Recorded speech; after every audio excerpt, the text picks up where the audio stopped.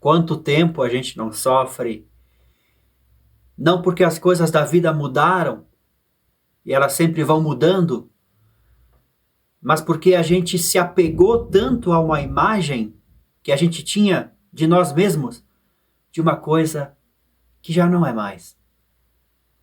Saudações, Leandro Zen. Os papos de hoje vão ser sobre essa dança da vida e o nosso ego que não sabe dançar. Papos além, papos além. Em 2023 eu lancei esse álbum aqui, o Dunas de Algodão, e ele foi produzido juntando 13 canções que eu já tinha escrito ao longo da minha adolescência toda. Eu dei carta branca ao meu amigo produtor musical para que redesenhasse a forma das canções e me chamasse apenas para cantar e tocar o piano depois que tudo estivesse alinhado. Ele foi me mostrando ao longo do processo todo, e esse disco ficou com uma vibe que ele chamou de MPB com rock, uma pitadinha de rock. Só que o meu espírito, aparentemente para mim, ele sempre foi mais rock. Pelo menos o meu espírito de ser do contra, tipo, de não me encaixo nesse mundo, não me encaixo nessa sociedade. A minha escola foi Raul Seixista. Eu ouvi alguns discos de rock ao longo da minha adolescência, sim, e nunca ouvi essa tal de MPB. Na verdade, eu não gosto desta sigla. Eu não gosto tanto que eu dei um jeito de divulgar esse disco como MZenPB, música zen popular brasileira. É a minha contribuição ao cenário musical. Então eu dei um jeito, o meu ego deu um jeito de se posicionar como uma rocha dentro da novidade, da ampliação de barreiras que o disco foi produzido para promover. Entenda isso. Essa experiência que eu sinto até hoje, sabe? As mudanças que a vida vai trazendo para o nosso crescimento vão sempre encontrando um sofrimentozinho causado pela nossa velha ideia. Porque, de fato, as minhas músicas são muito leandro-zenísticas. Elas não se encaixam em lugar algum. E chamá-las de rock ou de MPB, tanto faz. Mas ainda acho que o espírito da gente é mais rock. Ainda acho que o espírito do Zen é mais rock. Naturalmente, claro que é. Essa história, na verdade, ela é muito poderosa, ela é muito ilustrativa naquilo que esse vídeo se propõe a explicar. A dificuldade que a gente tem de aceitar quando a realidade não confirma a autoimagem que a gente tem feito de nós mesmos. Chamar esse disco de MPB ou de rock não é o problema. Porque o formato da coisa toda não diz respeito a mim, a minha essência. Só que todo o problema, todo o sofrimento, ele acontece não aqui fora, aqui dentro. Este Leandro Zen ainda sou eu? E essa é uma pergunta importante na produção musical, que eu fui sendo questionado pelo produtor ao longo do processo, porque a gente nunca quis, na verdade, transformar uma coisa que não é. Na verdade, o processo todo da produção musical e da vida é nos lapidar para que a gente possa perceber quem nós somos de verdade. E isso tem muito a ver com toda a dança da vida, porque mudanças acontecem, né? E a gente está sempre tentando resolver esse conflito de identidade interna de frente para as mudanças que a vida traz. A própria maturidade é uma grande mudança que está constantemente acontecendo e exigindo de nós que a gente aprenda a dançar essa dança da vida, das mudanças que vão acontecendo. Até a primeira canção desse disco propositalmente fala em mudanças da vida. E perceba que não existe vilão na nossa história. Essas coisas que obrigam a gente a mudar, a aprender, a se reaprender, reinventar. Não existe vilões, né? A gente sempre culpa alguém quando a gente sofre por alguma coisa. E na verdade é apenas a vida te instigando a viver junto com ela. O produtor musical fez aquilo que ele sempre viu em mim, em meu trabalho. O público antigo, o pouco público que já conhecia o meu lado rock de garagem, rock de underground, ele reagiu como ele sempre reagiu. Ele não gostou muito. Preferia as coisas mais antigas, porque aquelas pessoas realmente também viveram aquelas experiências junto comigo. O novo público não apareceu. Mas a gente sabe que é muito difícil o público aparecer. O mercado musical mudou tanto. O mercado cultural mudou tanto. O rock talvez não tenha mais vendas, muito menos no Brasil. A própria MPB, a própria sigla MPB, mudou bastante com o advento das manifestações culturais que estão acontecendo. E esse é o fato, as coisas estão sempre se transformando. É sempre como pegar uma onda na praia. Você não pode ficar parado no mesmo lugar e você nunca vai pegar a mesma onda de novo. A grande questão é sempre essa, que você faz a você mesmo. Quem sou eu neste mar de ondas incessantes? As ondas da praia, o clima, ele nunca representa a narrativa que a gente tem escrito a respeito de nós mesmos. Esse é o detalhe que a vida quer que você preste atenção. A gente vive pensando em quem a gente deveria ser. Isso veio lá da infância. O que é que você quer quando você crescer? Alguma coisa importante? Um cara muito brilhante? E a gente sai por aí procurando uma identidade. Um profissional super bem realizado, um artista famoso, o espiritualizado e iluminado, vejam só. O rebelde. Ah, o rebelde, claro, espírito rock and roll. Eu não me encaixo nessa sociedade, eu não. Eu sou forte. Eu sou forte. Um leão por dia. Ou eu sou muito inteligente, vejam só. Das minhas opiniões dependem todo o futuro político do país. Ou eu posso ser simplesmente o alegre, o palhaço cósmico, o piadista.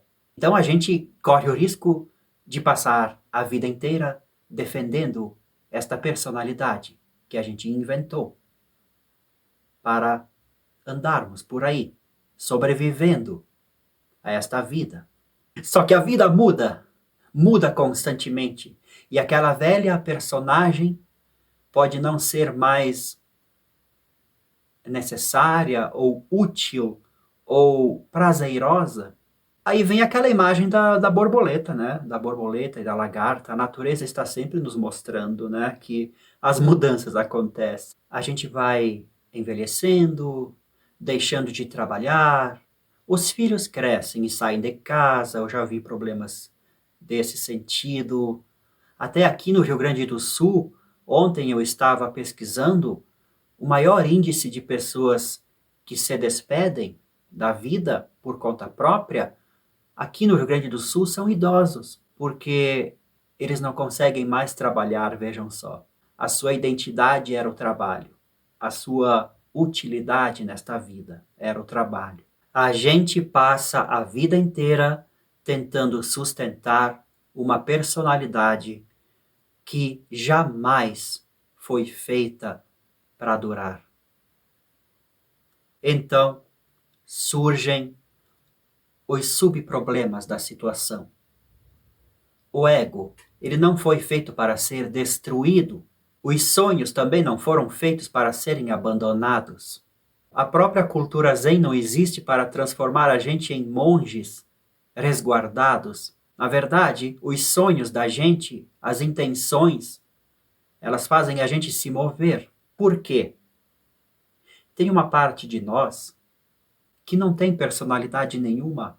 Ela é uma com Deus. Ela é eterna, infinita. Ela tem nela todas as possibilidades da vida, todos os desejos. Mas se um desejo surgiu na gente, é porque aquela consciência, ela gostaria de se manifestar daquela forma. Ela gostaria de pegar aquela onda. O que acontece é que a gente se identifica com a postura nossa na prancha. Nós não somos o que nós fazemos. Não somos o que pensamos, nem o que sentimos. Só que a gente se apega muito ao nosso fazer. Algumas pessoas se apegam ao que pensam, ao que sentem. Aí surgem os transtornos, né? Psicológicos. Mas a gente se apega a uma forma. E este apego à forma é que é o ego. O ego não é a forma. O ego é o apego a esta forma. É o esquecimento da parte da gente que é eterna e infinita. A consciência. A verdadeira liberdade é o desapego das formas, sejam elas pensamentos, sentimentos ou ações. É aquela coisa. A gente pode criar sem a necessidade de sermos reconhecidos. A gente pode amar sem esperar nada em troca.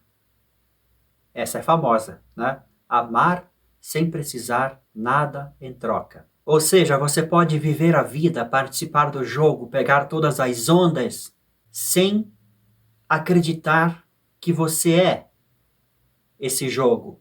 Então, a primeira coisa que você pode fazer para ir treinando essa percepção de consciência para além das formas de viver é se perguntar: quem eu acho que preciso ser?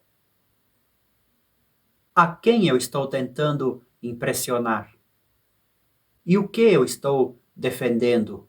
Apenas nos perguntamos, sem julgamentos, porque se a gente se julgar, a gente vai estar aumentando ainda mais o sofrimento. A gente se pergunta justamente para nos observarmos, para aprendermos melhor quem nós pensamos que somos naquele momento.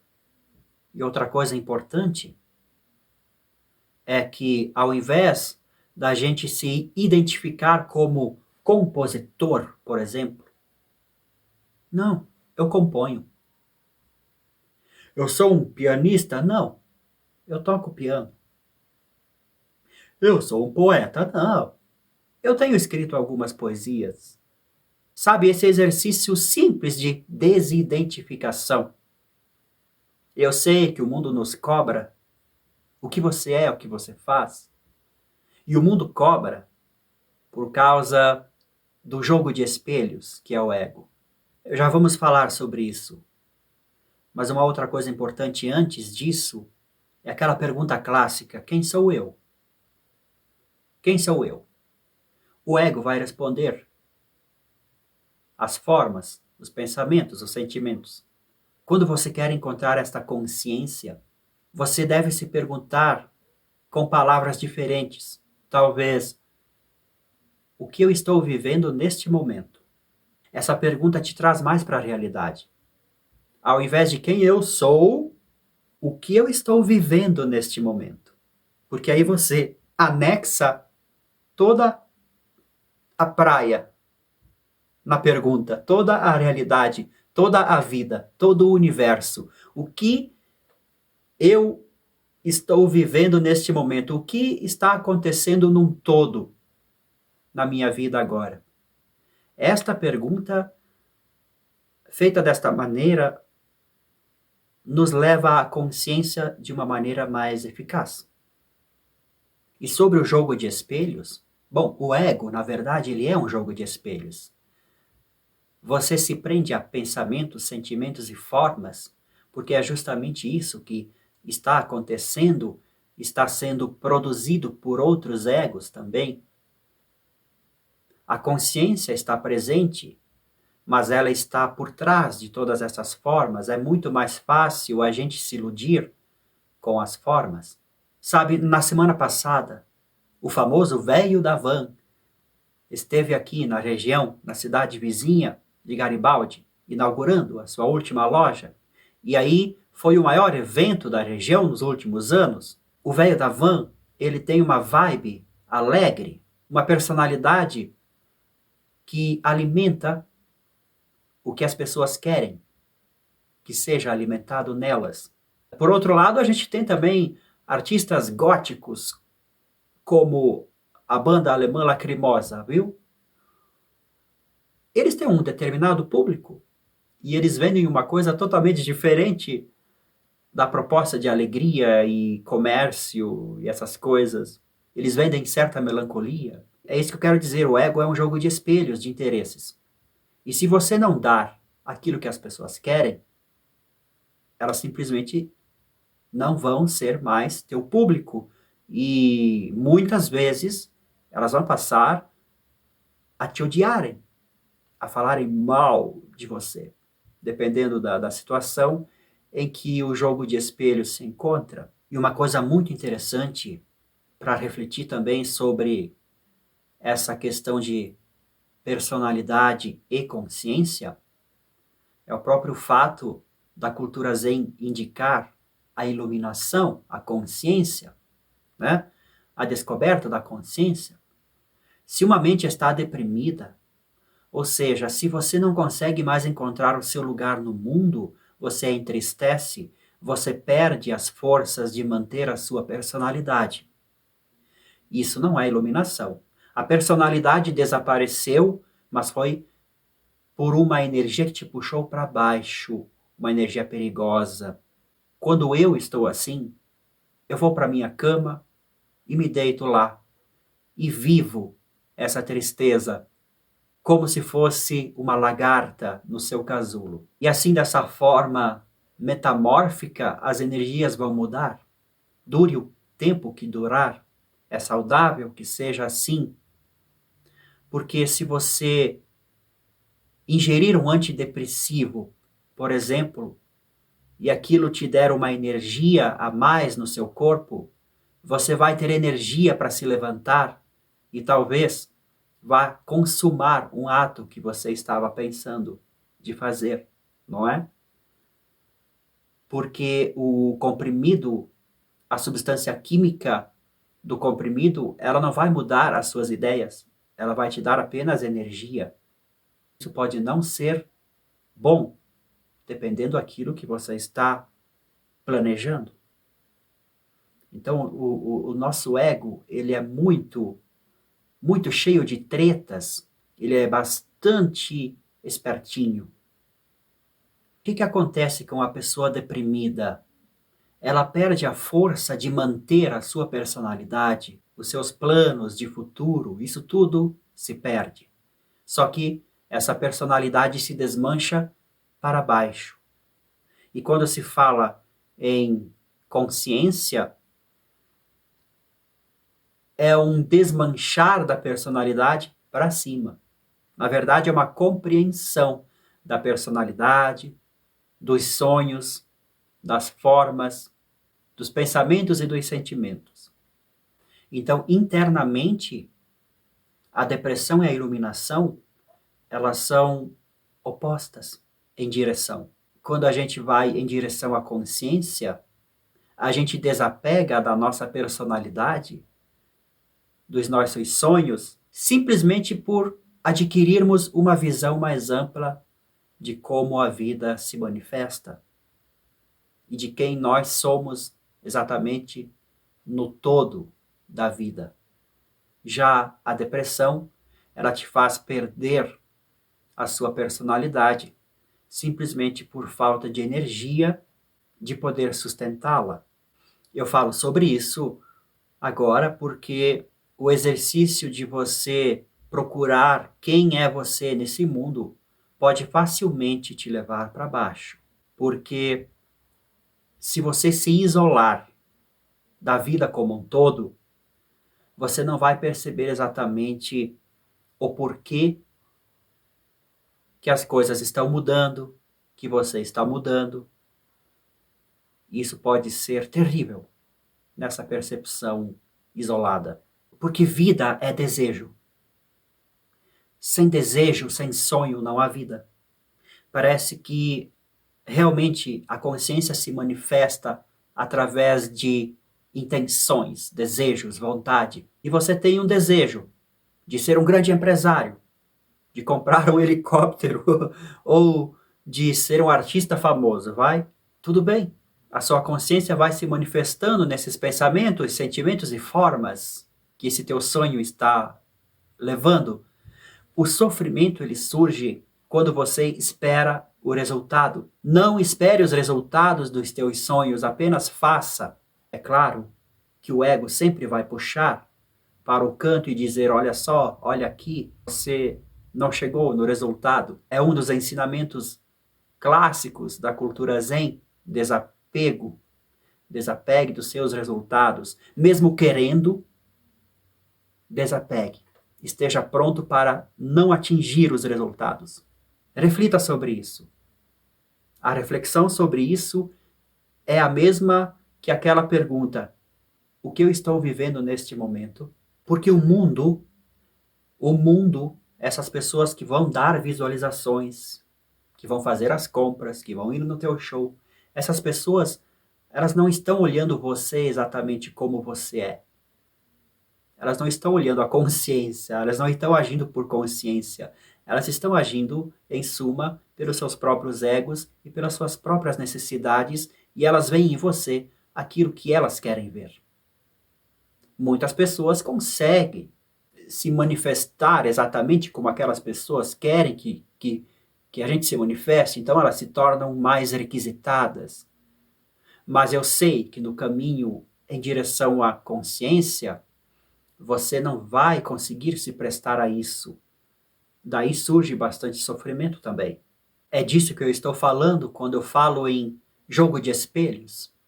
As relações humanas são, na maioria das vezes, entre egos e não entre consciências.